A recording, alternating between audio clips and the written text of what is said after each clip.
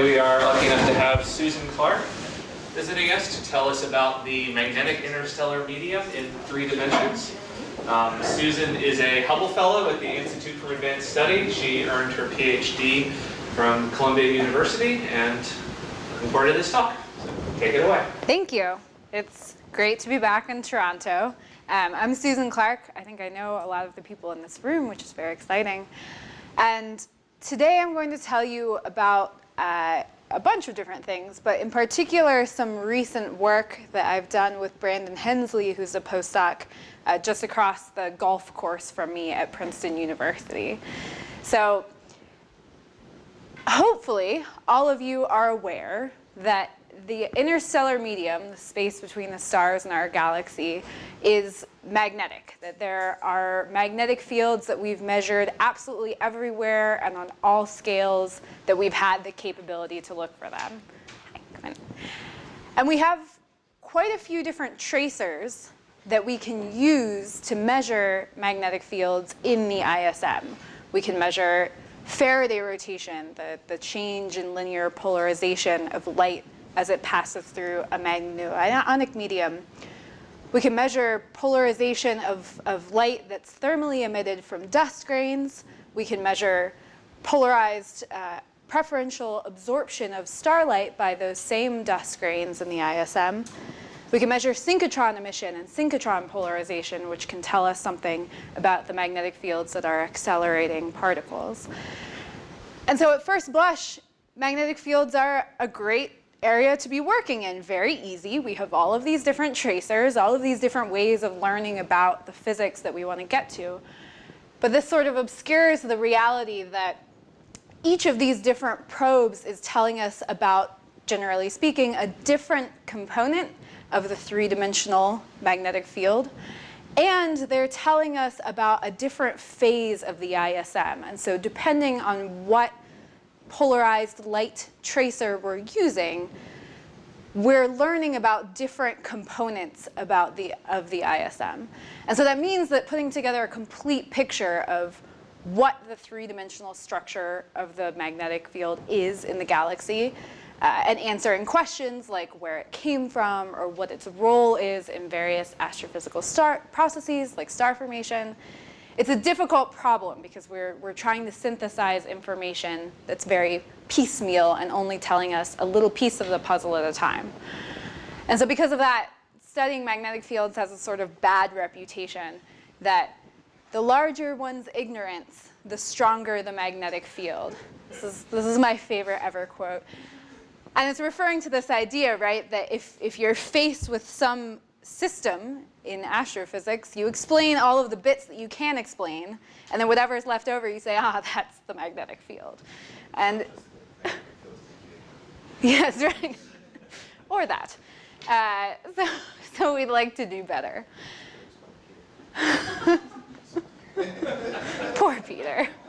Oh, it's only slide 3, Peter, I'm sorry. So recently, we've had a great window into one component of the magnetic field in one component of the ISM, because Planck measured polarized emission at 353 gigahertz over the entire sky, made this wonderful map of what, for magnetic field practitioners, probes the plane of sky component of the magnetic field integrated along the line of sight through the dust.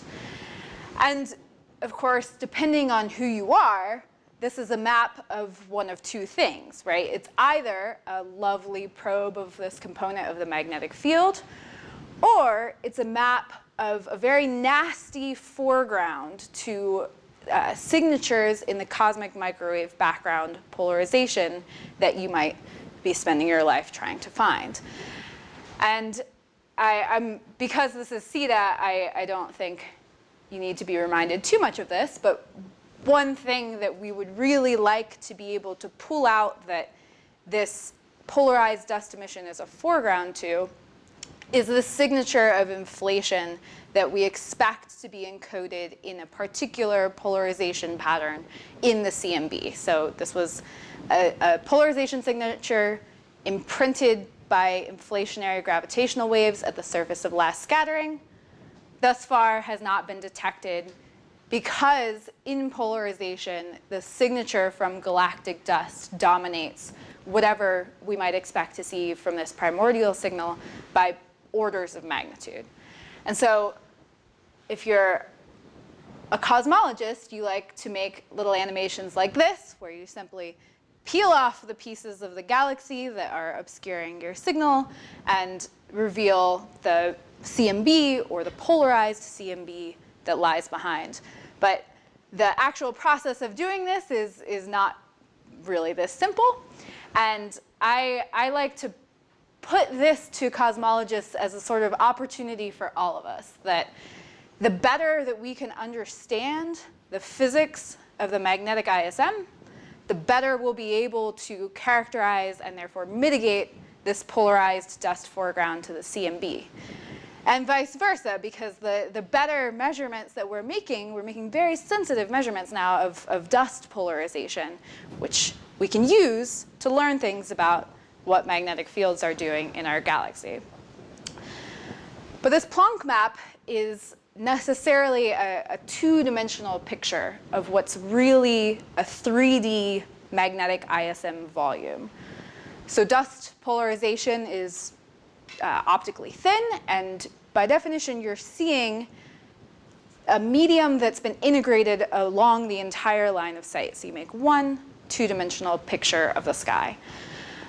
This is my little cartoon just showing you that in the real sky, of course, along any distance axis, you're likely to have different dusty regions, perhaps with different temperatures, that are generically sitting in differently oriented magnetic fields. And this sort of three-dimensional magnetic field and dust properties are not directly accessible from the image that we can make of the polarized dust emission. And so we'd like to understand this signal better, but we need, or we would like, to have some handle on what the three-dimensional structure of the ISM and of the magnetic field is in order to better interpret what we can see in projection in dust polarization. Well, one tracer that we have of neutral ISM that has a third dimension accessible to it is 21 centimeter line emission from neutral hydrogen, H1. So this is the GALPHA H1 survey with Arecibo. This is the entire sky as visible to Arecibo. So the bottom of your screen here is about -1 declination. Top of your screen is about +38. And the sky is just panning overhead across Puerto Rico. And the sort of depth that you see here is moving back and forth along the line of sight in velocity space, because this is line emission. So we don't just have one continuum image of the sky. We have the Doppler shifted frequency of the H1 line, and we can sort of pan back and forth across that line. So the RGB components of the image here are 3 different velocity channels along the line of sight, and then which 3 you're selecting is just sort of moving back and forth. And this is 4 arc-minute resolution data over the whole Arecibo sky. So really high dynamic range for H1. And you can see all sorts of very intricate structure in this map. And it's a 3-dimensional map. The 3 dimensions, of course, are position, position, velocity. But this is what we want to use to get a handle on what the magnetic field is doing in 3 dimensions along the line of sight. I'll explain how we do that. So we set ourselves a goal, Brandon and I, which is to make a 3-dimensional map of the magnetic properties. Yeah, sorry, go ahead. The previous slide, what's the depth of what you were showing? If I understand correctly, different colors are different slices, so to speak, or the... Yes, yes, yes, yes, exactly right. So what's the sort of frequency or... Right, so each of these slices is about 3 kilometers per second. And then you're moving back and forth let's see, I forget exactly what this movie goes out to, maybe 30 to 40, plus 30 to minus 30 kilometers per second. Maybe a little farther than that. And there's really dark black spots that sometimes come by. Are those real? Oh, right in the plane? Is that what you're thinking of? Something. There are a few glitches. Yeah, there are definitely a few data artifacts that you can see here and there. And of course, we crossed the galactic plane twice because this is. There's something coming by. This? Yes. Oh, that's self-absorption. Yeah. Okay. Those are real. Those are HISA features, H1 self-absorption. So they are in itself interesting, but not. Oh yeah, no.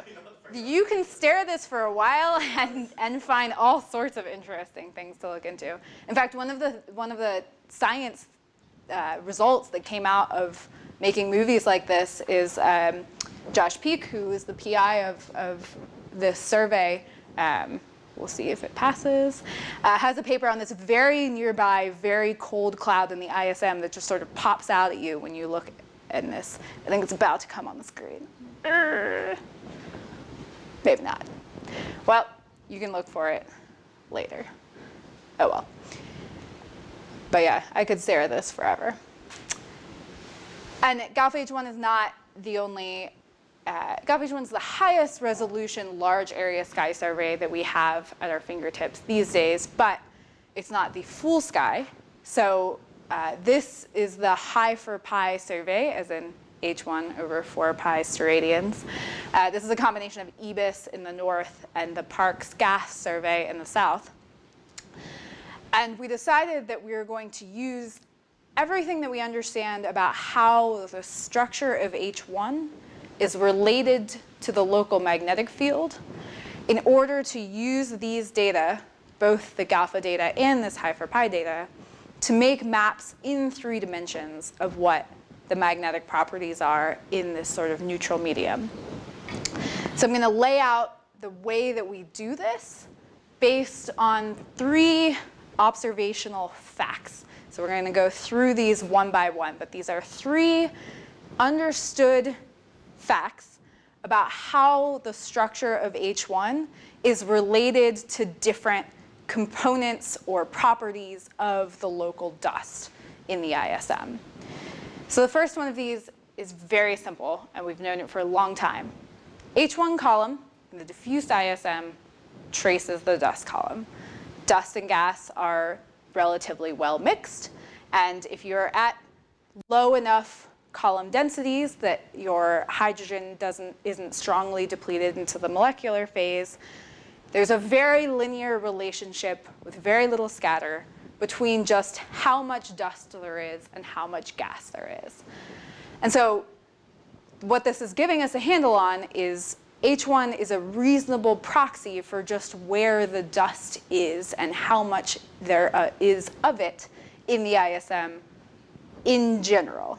Obviously, when you start to have significant quantities of molecular gas, this relationship breaks down and our assumption's going to break down. But for the diffuse ISM, you're pretty safe, assuming that this is the case. And this is not at all a new result, of course, but I like this more recent paper with the high for pi data showing just how small the scatter is in this relationship. So that's our first observational pillar. The second of these is a little more recent, and that is that the orientation of these very linear features that you see in H1 emission, particularly in fairly narrow channel maps, is very well correlated with the local magnetic field orientation. So what do I mean by that? I mean that if you take some slice of your high galactic latitude sky in some high resolution survey like this GALPHA H1 data, and you come up with some way to quantify the orientation of linear neutral hydrogen structures on the plane of the sky. So you can sort of see, if I flip back and forth, that the texture in this image is the orientation of local H1 structures on the plane of the sky. Right? What you find is that the orientation of these H1 structures is extremely well correlated with the magnetic field orientation that you can infer either from the polarized dust emission measured by Planck, or also from optical starlight polarization measurements. So the texture in the top image is the orientation of H1. The texture in the bottom image is the Planck measured magnetic field orientation on the plane of the sky. The little white sprinkles in both of these images are optical starlight polarization measurements. And so those largely probe the same field because the starlight is polarized by the preferential absorption of dust grains that are preferentially aligned with the local magnetic field. And so really the main difference between starlight polarization measurements and thermal dust emission in terms of what magnetic field it's probing is that with dust emission, you see the entire line of sight, and with starlight polarization, you see the line of sight between you and the star. But we can show from this that H1 is a fairly reliable proxy of what the local plane of sky magnetic field orientation is doing. And yeah. Dust, right? So that doesn't necessarily imply it would be the same for safety. Yes, that's exactly right. Yeah. So a whole other interesting direction to go with this, which Jessica Campbell in the room is looking into, is what we can say across phases of the ISM, because the dust and the H1, as we just discussed, are basically coexisting in the volume of the ISM. So it's perhaps not as surprising that they are sitting in the same magnetic fields for the most part. Different phases of the ISM fill different parts of that volume, and so it's a more complicated question to understand where and how they're related.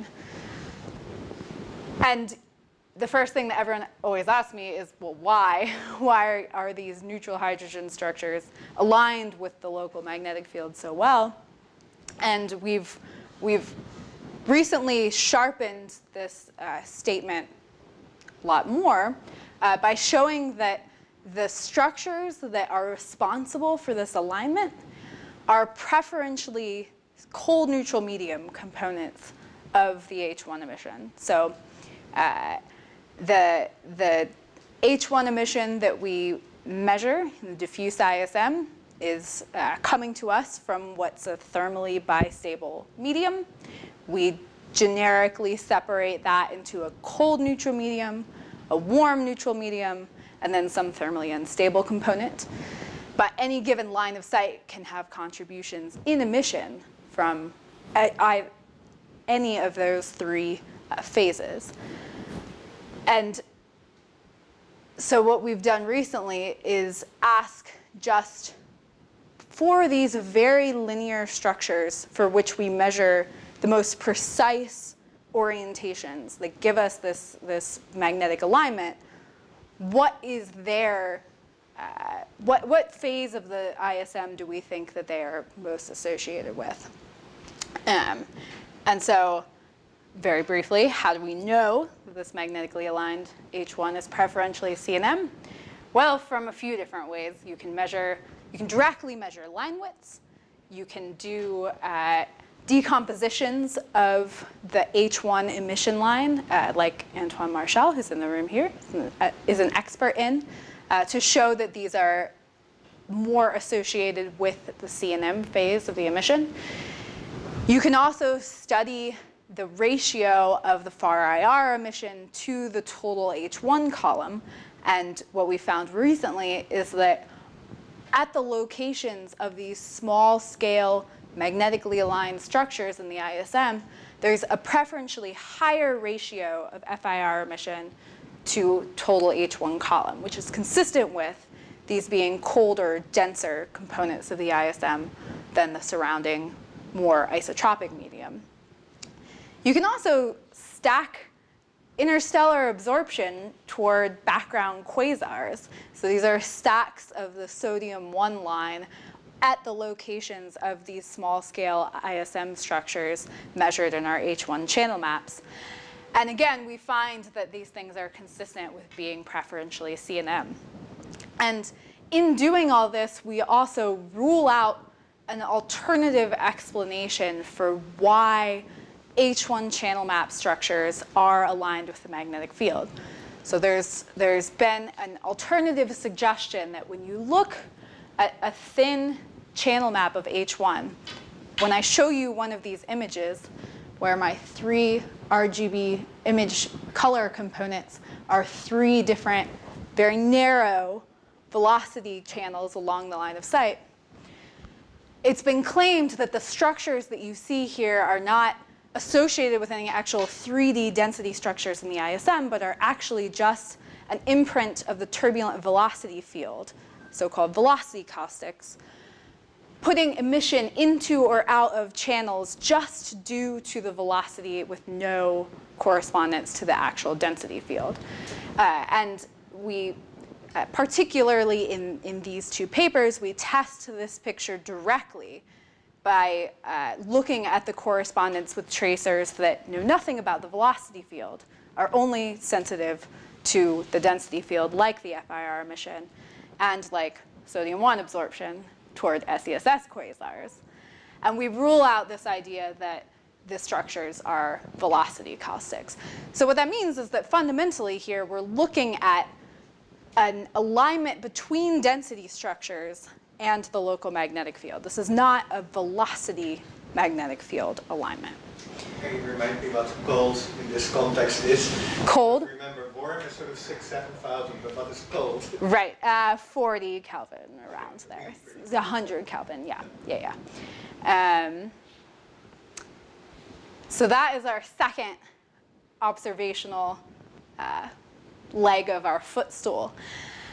And the final point that allows us to make the maps that we're going to make is something that I did recently. So I asked this question about the structure of H1 based on an analogy that you can make with how dust emission adds in polarization along the line of sight. So dust polarization is this summed contribution of a bunch of different little dusty regions along a line of sight in distance space, right? This axis is actual 3-dimensional distance from the observer. Here are my little cartoonish dusty regions. And if all of this dust is sitting in a fairly coherent magnetic field along the line of sight, we expect those sight lines to have higher fractional polarization in the dust emission.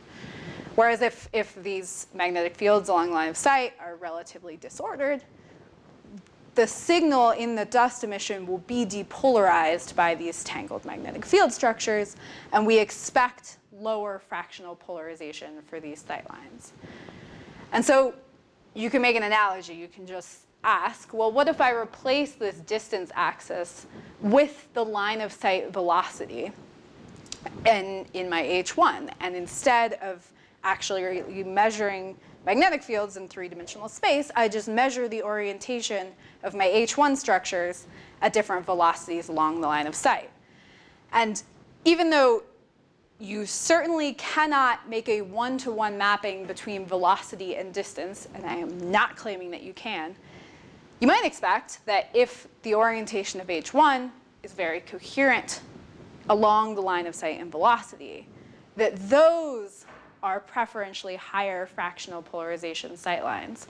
And that if the H1 is very disordered along the velocity axis, that is actually probing line of sight magnetic field tangling in the same way that you would expect in the 3-dimensional volume in the dust emission. And so you can make up some measure of the coherence of the H1 orientation along the velocity axis. That's this y-axis. They called it H1 coherence.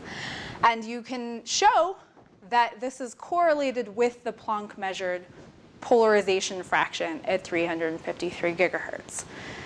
So this is telling us that the velocity coherence of these H1 structures, which are telling us about the magnetic field orientation, also trace the field tangling along the line of sight. And we can synthesize all of these different observational ideas into one picture that's going to allow us to build these models. And that is what we've termed sort of magnetic coherence as measured from the H1. So here's our picture. This is what's happening in the real ISM, where this is the distance axis along actual 3 space from you. Generically speaking, we have our 2 clouds. They are at different distances. They're associated with different line of sight velocities in their H1 emission, and they're sitting in differently oriented magnetic fields. If you have this situation in the ISM, those structures will generically map to different sections of what we call velocity orientation space. Meaning that if I take the H1 emission in all of my channel maps along the velocity axis, and I map the orientation of the structures that I see in each of these velocity channels, then if the structures are sitting in different magnetic fields and have different orientations, wherever that's happening in velocity, those will end up in different places in this orientation space. So this is a map of orientation along the polar axis azimuthally, and velocity is radial in this map. So the red and blue here are just increasing positive velocity, increasing negative velocity. I have to mention a third dimension, right? State of orientation around the line of sight to this feed So measured from the line of sight? it's on the plane of the sky. That's right. Is on the plane of the sky. It's on the plane of the sky, So yeah. what do you mean by negative and positive velocity then? Because velocities are radial. Yeah, velocities are radial. This is just a sort of visual nice thing to do to put approximately local velocities in the center of this map. Other than that, the red and blue are not meaningful. This is all just relative to the local standard of rest. And so this is what we do. We take our H1 emission and we map into this space. And when we do this, we're not drawing boundaries and prescribing individual clouds in the ISM. We're just doing this sort of generic mapping. So magnetically coherent clouds isn't even really the right thing to say. We just let the data be where they are in this velocity orientation space. And so this is what this looks like for one sight line when we map the distribution of H1 in orientation for different velocities. So this is just H1. This is just H1. Yeah, just H1. And yeah. No, this is a single sight line. Yeah, but what you're seeing here is the distribution of H1 structures in a region around one line of sight. So the way that we're doing this mapping into this velocity orientation space is with this algorithm called the rolling Hough transform, RHT. This is based on the Hough transform, where it got its name. And there's an algorithm that I wrote. You can use it for yourself. The idea is very simple. Essentially, what you're doing is mapping from a 2-dimensional real space into orientation space. So for every pixel on the sky, we sit in a circular region centered on that pixel, and we just ask, what's the probability that the H1 emission around me in this circular region could contribute to a line, a linear feature, at any given orientation? And so the sort of binning that you see here azimuthally are just bins in orientation space from performing this transformation. Does this make sense? Yes, okay, cool. And then you do it for every velocity. And we do this for every velocity, exactly. Yeah. In the red and blue image you were showing before, do you only plot things there if you know it's CNN from its morphology or its line width, or just like No. When we perform this RHT mapping, the first step of that is a high-pass filter. And the connection to the CNM is that when we remove the diffuse emission by doing this spatial filtering, it seems from these other tests that we're preferentially removing the WNM. And so, but we are not doing any sort of initial prescriptive decomposition into different phases, although that would be an interesting thing to do. So we are just taking images, doing this mapping, and doing it for every velocity. The line is just sort of a limit that you draw, or is it? Yes. Thank you. So in this little cartoon, we get a bunch of different spikes here from different things that could contribute to lines at different orientations. One of the parameters that you can set in this algorithm is to define some threshold. So say 70% of the pixels must be lit along this orientation in order for me to retain this information. That's mainly to keep your data volume under control. You can also set this threshold to 0 and just absolutely map everything. And we've tried varying this, and for the purposes of showing whether the H1 structures are aligned with the magnetic field, it's really not sensitive to parameter choices here. So the net result of doing this is incorporating this idea of field tangling along the line of sight because we're doing this in all of the different velocities. And so when we have higher fractional polarization sight lines, these tend to correspond to H1 that is very sort of collimated in this velocity orientation space, that you measure approximately the same orientation across many different velocities, or you're just sort of dominated by a single velocity component along the line of sight.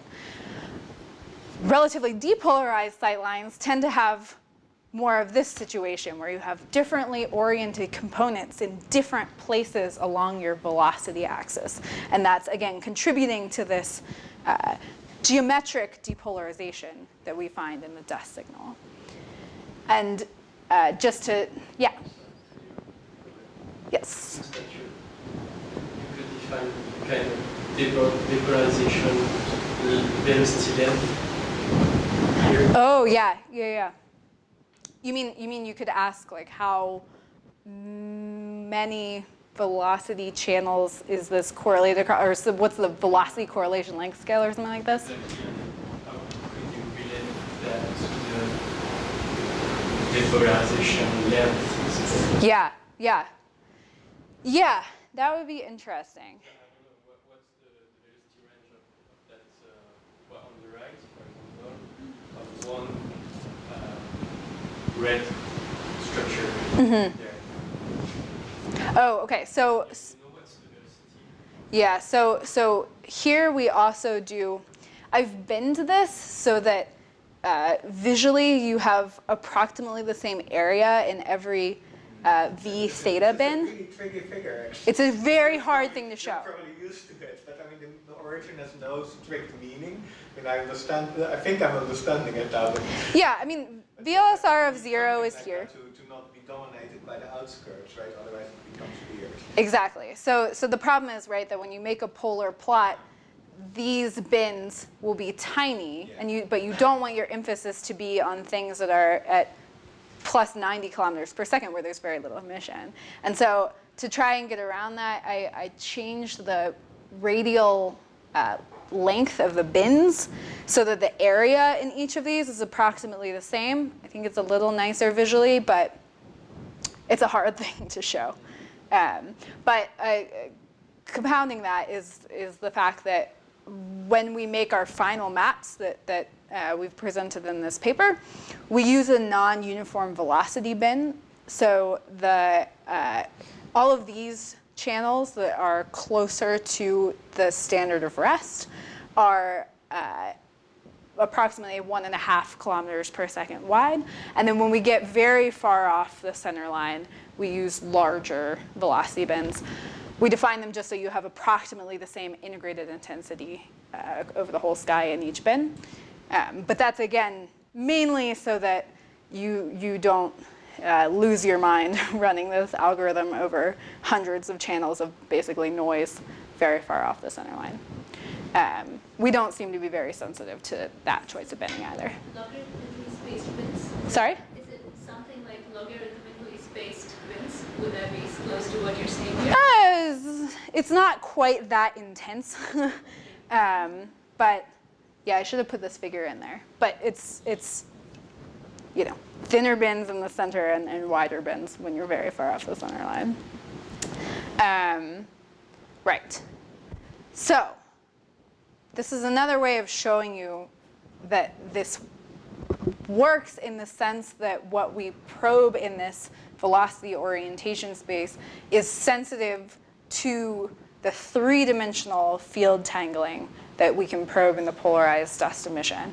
So what we're doing here is taking the entire Planck sky in the polarization fraction, splitting that polarization fraction into quintiles, and then just stacking the intensity as a function of orientation and velocity in the H1 for each of these quintiles. Somehow rotated to there. And each of them is centered at their mean angle, exactly.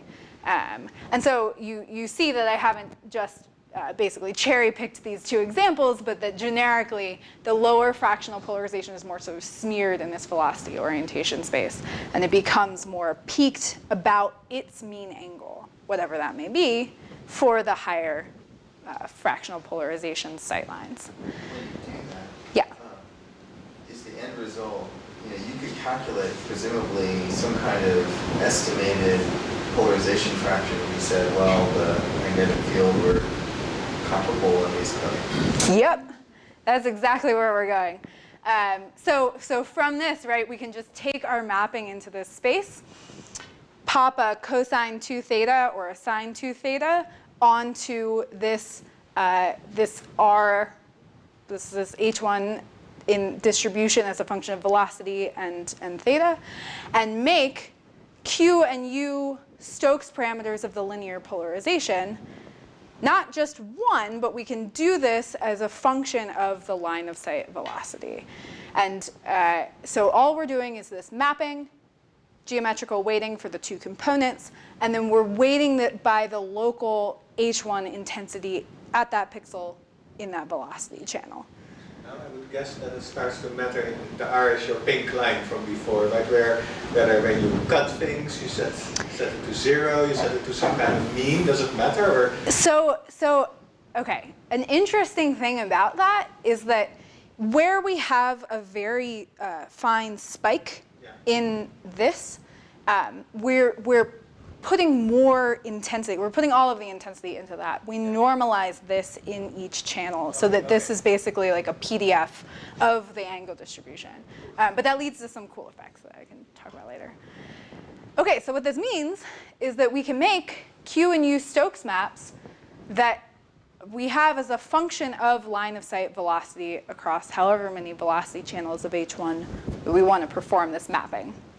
And so this is just a tiny strip of sky. It's like 10 degrees by 60 degrees. And the comparable value to what you would measure in the polarized dust emission is on the right here, where we've just summed everything over the line of sight, one Q map and one U map. But our H1-based Stokes parameter maps give us these values as a function of velocity.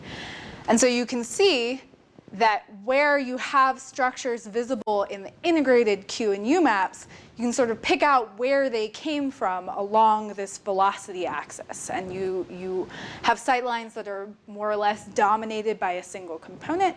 You have sightlines that pass through a few very disparate components of the neutral ISM somewhere along the velocity axis. And so these are 3D position, velocity, Q and U Stokes maps, entirely based off of H1. We haven't put any sort of dust modeling into this at all yet. Question. Yes? On the previous slide. This one or this one? Yeah. So is that IFV the real IFV, or is that the spatially filtered one from which you got the... This is the real one. Yeah, the total. Yeah. Agreed. Yes. Although you could imagine doing a more, if you thought you understood how the polarized intensity is distributed between phases or between your strange spatial filtering proxy for phases, you could do some sort of weighting there. For this first pass, we just dump the entire thing into this.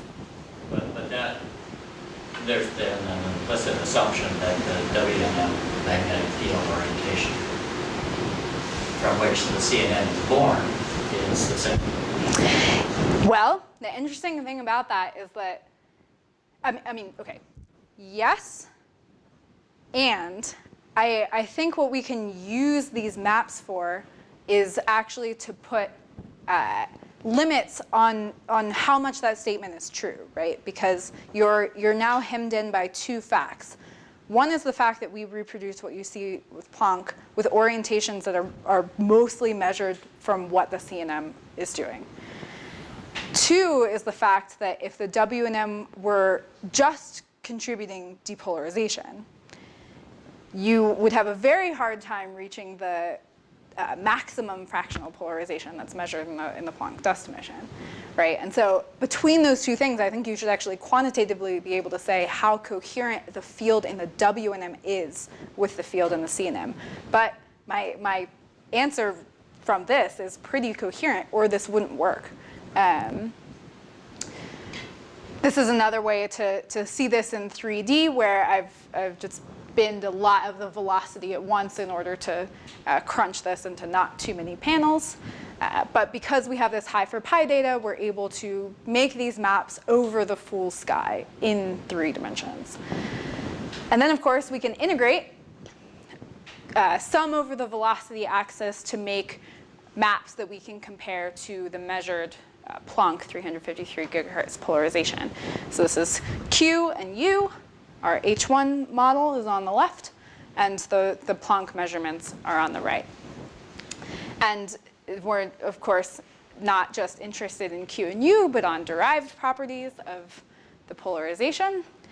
And so a very straightforward thing to measure is the plane of sky magnetic field orientation. It's no surprise, really, that we get something relatively similar to what we measure in Planck, because that is one of the intrinsic assumptions that this is all based on. So the orientation of the H1 is a fairly good proxy. I know. And honestly, what amazed me is that, keep in mind for all of this, that the work, especially the Clark et al. 2014, 2015, Clark 2018, was all basically based on high galactic latitudes where we know that the H1 and the dust are very good proxies for one another. Then we just took that and blindly applied it to the full sky. And we were surprised at how much fidelity we maintain in our relationship to Planck at lower and lower galactic latitudes than we really thought that this would work over. And it's not just the plane of sky angle, right? We can make a map of the polarization fraction that for us in the H1 is just entirely the geometry of the H1 structures along the line of sight. And so this is exactly where I think there's some interesting quantitative work to be done on how much we would destroy this correspondence if the rest of the H1 emitting volume had a coherent magnetic field that was doing something very different than the CNM. This would break down very fast. This is also much less, but there are some real misses there, unlike in the other one. Yes, yeah, it's true. And yeah, so there's a lot of detailed work to be done to understand where this works very well and where it breaks down. Why does the H1 model look noisier than Planck? We have more small-scale structure in the H1 than we have in Planck. Yeah, so I've filtered both of these. So this is at 80 arc minutes, because that's where you can have a 3 sigma Planck detection over the full sky. But still, there's definitely more resolved small-scale structure in the H1 than there is in Planck. And this is something that we'd like to understand. You know, is this a fundamental difference between the structure of H1 and the structure of the dust? Is this some, we haven't done any sort of free parameter adjustment or dust SED modeling or anything in this at all yet. This is just purely geometrical H1 mapping. So is it something that we need to add into that? Is it something about the phase of the ISM that we're not explicitly measuring in this mapping that we're doing in the H1? I think improving the correspondence between these two completely independent things is going to be an interesting way to learn about the physics of the ISM in the dust. We can also look at various other statistics. So the Planck team did a lot of work on this polarization angle dispersion function, this S measurement. It's just the plane of sky angle dispersion. And so we can study that in our H1 model as well. Just defined a bit more logically. That's not how do you do it? It's not computed like this. Okay. Good. Yes. Yeah. No. It's computed in Q and U space, of course. Okay. Yeah, but that's just to give you a rough idea of exactly. Yeah. It's a local function. For every pixel you look at what's around. Yeah. Okay. Exactly. Yeah, with angles, you have to do this. Exactly. in some- But of course, you never want to subtract phi from phi. So, and we reproduce some of the basic statistics that you see also in Planck. We have this relationship between the polarization fraction and this S parameter on the sky that basically comes from, or that you would expect from beam depolarization within your beam from differently oriented magnetic fields on the plane of the sky. And an interesting thing that we looked into with this S parameter is to ask, as a function of S, so low S here is very coherent plane of sky orientation. High S is higher dispersion in the polarization angle. As a function of that, how well correlated are our plane of sky angles with the Planck measured magnetic field orientation?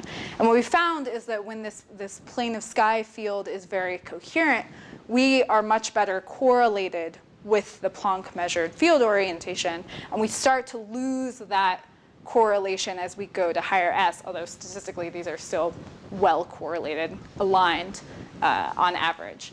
And this is consistent, especially on very large angular scales, with a picture in which S is very sensitive to the mean magnetic field orientation along the line of sight. So the angle between the mean field and your line of sight.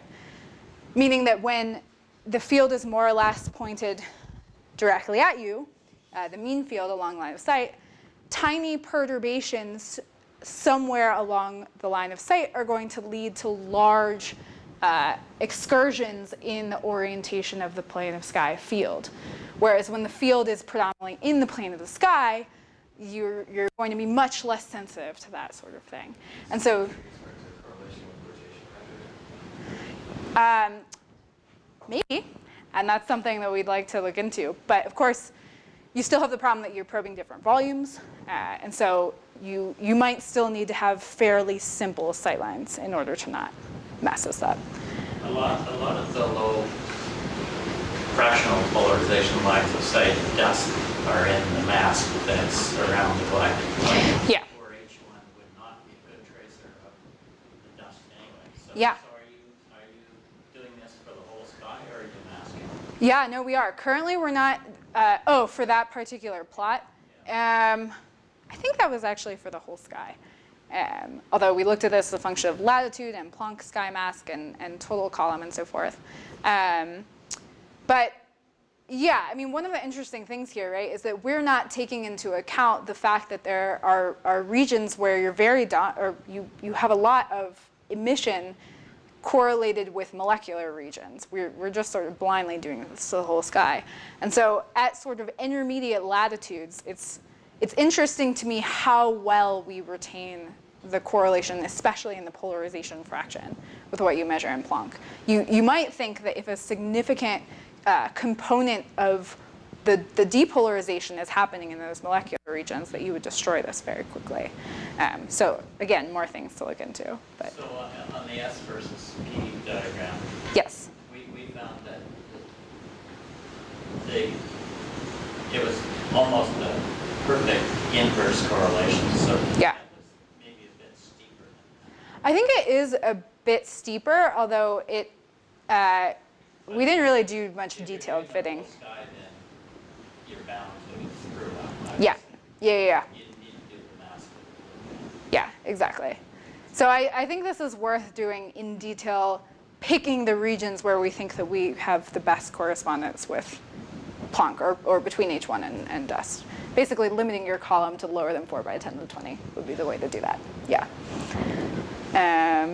Okay. Well, this actually holds in, for dust polarization, in the local cool film clouds, which you cannot probe with H1. But Yeah. S versus P dust correlations stand up. It's exactly the same. Yeah. Quite amazing. Yeah. And I mean, it's true that no matter what is causing your sky variation of S, you should expect this relationship anytime you have different orientations within the beam. And so on different scales, that's probably physically related to different mechanisms. But okay. We'll see if we get through this all. These maps are very well correlated with Planck. This is showing you the correlation ratio, so just the cross power spectrum between our H1 maps and the 353 gigahertz maps for the E and B cross power spectra, normalized by the auto power spectra. We, of course, borrowing from the cosmologists, can decompose our polarization field into two different rotationally invariant components, our E mode and our B mode, and we can ask what the power spectra of our H1 polarization maps, how they behave and how they compare to what the dust properties are. And this is really the direction I want to go now in understanding, okay, what do we need to introduce to the model in order to reproduce more of the Planck statistics? Or what is the limit that H1 knows about what the dust polarization is doing, or how can we model this better? One thing that pops out very, very well is this ratio that Planck originally measured between the total power in the B mode and the E mode in the dust. So the total power in those is not equal. There's about twice as much power in the E mode as in the B mode. And this is understood now to derive from the preferential elongation of density structures along the ambient magnetic field. And so because that is baked into our geometrical H1 model, we just sort of pop out with exactly the Planck measured E to B ratio. So the pink line here is the fit to the Planck data over the same mask that we've measured the H1 E to B ratio in, and we're very consistent with that. We also get this positive TE correlation, which arises from the same sort of preferential relationship between density and the magnetic field orientation. And we'd like to understand this better. I already talked about this in relation to Peter's question, but one question is where this small scale structure comes from and how, if we understand something further about the phase distribution of the H1 emission, can we maybe partition our polarized intensity better in order to better reproduce what we see with Planck. So this is something that we're looking into now. I'll also say that we repeated this entire analysis not using this RHT algorithm, but just measuring a single orientation for each pixel by just taking a spatial gradient. And there, of course, instead of putting the polarized intensity into linear structures that are aligned with the local magnetic field, you pick up the most coherent structures at sort of the edge of the more linear features in your H1 emission. And so if you build your maps this way, you are less well correlated with the Planck emission, and you particularly lose the correlation at smaller angular scales way before you lose it when you're putting your polarized intensity into these more linear structures. So this is telling us something about the physics of the ISM. A little short on time here, but we can also compare to starlight polarization measurements, where if you have a bunch of optical starlight polarization measurements and you have precise distances measured to a bunch of those stars, you can tomographically decompose what the magnetic field is doing along the distance axis, the actual distance, not velocity axis. And so Gina Panapoulou, who is a postdoc at Caltech, made these very nice measurements with RoboPol of 2 different sight lines, where if you can see these orientation vectors, if you just plot them all on the plane of the sky, they're the same within the airs. But she had picked these 2 sight lines carefully so that one of them passes through an intermediate velocity cloud, in addition to some more local H1 emission, and one of them really only passes through the more local emission. And that, combined with Gaia distances, let her back out what magnetic field orientations must be foreground to what stars. And if you have enough stars, you can actually measure not just the integrated magnetic field orientation, but what the magnetic field orientation must be doing in these 2 different clouds along your line of sight. Gina's paper is very nice, and what she ended up with are these orientations plotted in yellow here, that the more local emission had one orientation consistent with what you would just blindly measure for all the stars at once, and this intermediate velocity cloud is associated with an entirely different orientation of the magnetic field. And so her starlight polarization derived orientations are now plotted on top of our maps, where we just blindly pooled the same velocities that she found to be associated with those clouds, and we get excellent agreement with what she's found. So this is truly a local probe of the ISM magnetic field orientation, even though it's in velocity and not yet in 3D distance. Yeah.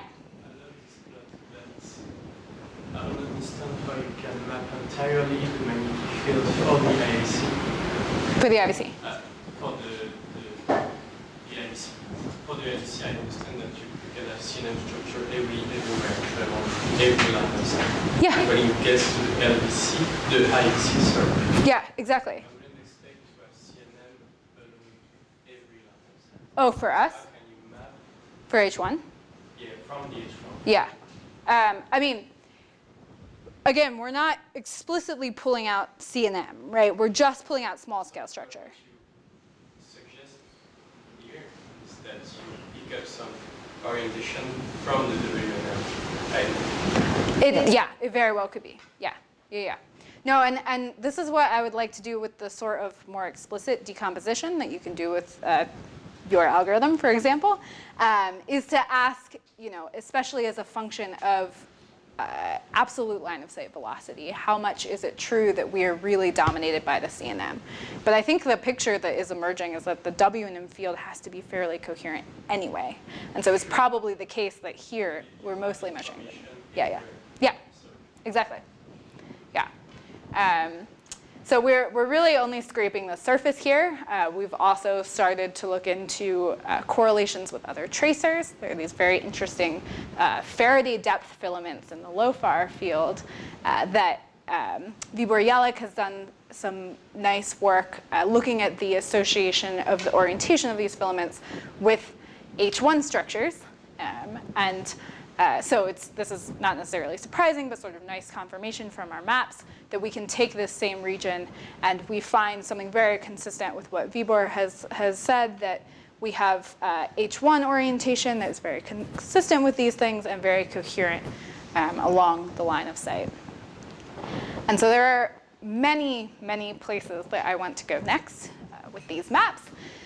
One thing is that we can actually pick a polarized SED model and make realizations of the sky that have realistic, data-driven 3D structure in them. And if there are any cosmologists in the room, this means that we have a data-driven way to predict the level of frequency decorrelation that we'll get in foreground maps with realistic sky coverage.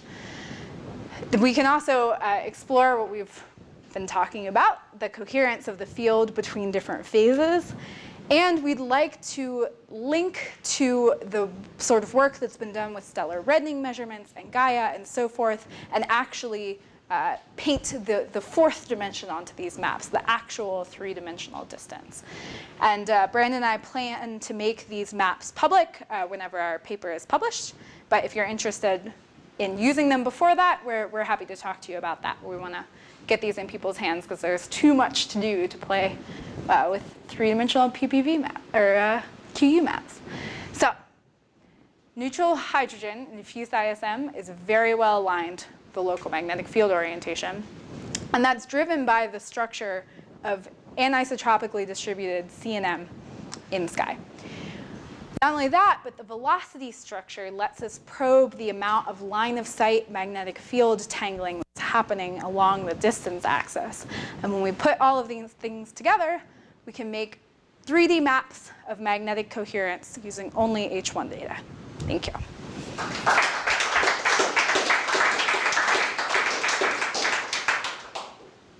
All right. Are there any one or two more quick questions? So Gaia has made stellar distances industrial scale. Yes. I'm not at all familiar with the starlight polarization stuff. What is the prospect of actually doing that sort of all sky? Yes, great question. There is a survey called PASIFE that's expected to start taking data, I think within the year, if they're still on schedule. This is led out of Crete and JPL. And that is going to expand the number of optical starlight polarization measurements that we have toward both poles, in both the north and the south, by a factor of 1,000 over the next 5 years, which is in absolute terms not saying much because we have just horrifyingly few optical starlight polarization measurements, but that's on the horizon, and Gaia has already done the distance work. So right now, when we're working on this sort of 4D mapping, we don't have enough starlight polarization measurements to really have a nice prior yet over reasonable areas of sky. And so we're, at the moment, just going straight from velocity to distance using just the stellar reddening measurements and Gaia, and then using the starlight polarization as validation. But eventually, hopefully, that'll be a useful prior as well. Yes? What are you learning about the galactic dynamo? Oh, well, a potentially very useful thing that you can do with these maps is, right now, if you want to test your dynamo models, right, you need the 3D structure of the galactic, like global scale magnetic field. And if you want to use something like dust polarization to fit to your parametric GMF model, you're really hampered by the fact that on large angular scales, most of what you're seeing that's very coherent structure is just nearby. And so I'm very hopeful that because we have currently a velocity and eventually a distance handle on this, we can separate out the local emission and redo those sort of fits, like the Janssen and Farrar style fits, or Ferrier and Terral, to the GMF using the component of this emission that is non-local. Yeah, but to be done, yes. One observational question is whether between the Arecibo and the other fit, you can say something about whether we've reached the smallest scales, or are we totally not? Oh, yes, good question. So in sort of general terms, we managed to measure the same general orientation with the High4Pi data, which, by the way, is 16 arc-minute resolution, as we do with the H1. But you measure much more precise orientations with the higher resolution H1 data. And measuring orientations and comparing to Planck at some degraded resolution are not commutative, right? You need... I was just curious if you go, like if you put your high-pass filter at even higher frequencies, Yeah. you can't see in the 4Pi survey, Yeah. do you get sort of much finer structure along the side? Or? Yeah, it's hard for me to quote you one number, but yes. It's not over. I mean, Yeah. there dysmorphine structure. I guess that's really. I think so. I would say that the best aligned structures, like the really most narrow, most linear things, are sort of marginally resolved in the Galpha H1 4-arc minute. And that means that, 4-arc minutes, if you put these things at 100 parsecs away, you're talking about widths of these structures that are like 0.1 parsec, or that's the physical resolution of the data. Because that's right. That's And- are they 2D structures? Exactly. Or filaments? Right. Sheets versus filaments is hard to rule out with these data alone. I will say that in a sheets picture, I would expect a good amount of sort of transverse coherent velocity structure, as in if you're looking at a sheet edge on, you might expect that you would see your structure sort of coherent on the plane of the sky, but appearing at different velocities along the line of sight. It does. Well, in your pictures, it looks like often. Which it does along the same line of sight, but not so much sort of transverse to it. Yeah, but that's it's very hard to put a depth to these things physically, and there's no way that we'll get there with stellar reddening because, yeah, yes, a lot too small. Yeah. Yeah, the data go to vary about as far as you can push them. There's still structure. Yeah. We can see that in the Diggles data. Yeah. Spider and with Herschel, their dark minute or less scale structure at a distance of 400 parsecs. Yeah. Yeah. I want to link it to pulsar scintillation. We'll talk about it. Okay, great. Let's thank Susan for a fantastic talk.